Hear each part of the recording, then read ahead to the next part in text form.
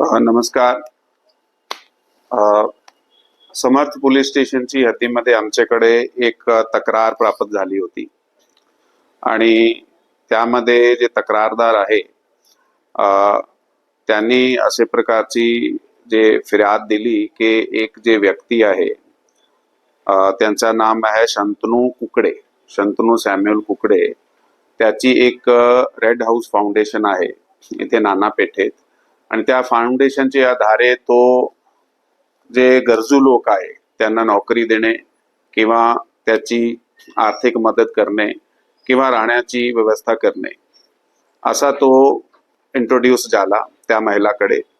आणि इंट्रोड्यूस झाल्यानंतर मग त्यांनी त्या दोन महिलेला, ती आणि त्याची एक मैत्रीण होती, त्यांना आणून रेड हाऊस फाउंडेशनची एक जे त्याची प्रॉपर्टी आहे जिथे त्याचं ऑफिस चालते त्या ते राहण्याची त्याची व्यवस्था केली.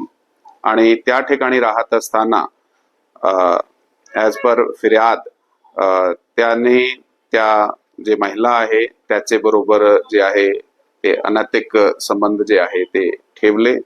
आणि हा इन्फॉर्मेशन जसंही आमच्याकडे प्राप्त झाली आम्ही समर्थ पोलीस स्टेशनला 51/2025 भारतीय न्याय संहिता 2023 त्याचे कलम 64(2) JM 75(2) 351(2) आणि त्याचबरोबर पॉक्सोचे कलम 8, 12 आणि 17 लावून गुन्हा दाखल केला. गुन्हा दाखल केल्यानंतर आरोपीला अटक करण्यात आलेली आहे. सध्या आरोपी पोलीस कस्टडी रिमांडमध्ये आहे आणि पुढचा तपास जे आहे ते चालू आहे. या प्रकरणामध्ये आता अधिक तपास चालू आहे की ते जे NGO आहे ते NGO नेमका कुठे कोणाच्या नावावर रजिस्टर्ड आहे आणि त्यामध्ये धर्मदायक युक्त आणि संबंधित जे रेग्युलेटरी बॉडीज आहे त्याच्याकडून इन्फॉर्मेशन घेणे चालू आहे आणि नेमका त्याची जे फायनान्शियल स्थिती आहे ते काय आहे आणि फंडिंगचा जे विषय आहे त्याच्यात अधिक तपास चालू आहे. जसंही तपासामध्ये काही निष्पन्न होत आहे ते आपण आपल्या समोर ठेवूया. सर, या ठिकाणी सेक्स रॅकेट सुरू होतं असा देखील आरोप केला जातोय.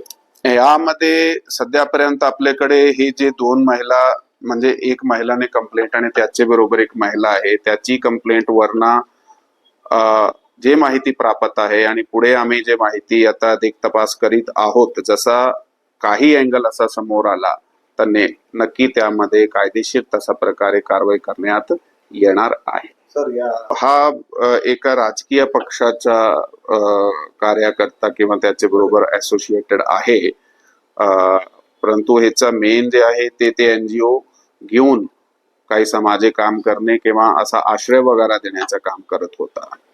हो, हे साधारण 2 महिन्यापासून 2 ते 3 महिन्यापासून असे प्रकारचा जे आहे ते चालू होता, जेव्हापासून त्यांना आणून त्याच्या ऑफिसमध्ये ठेवलं होतं. हा, दोघांची तक्रार दिलेली आहे.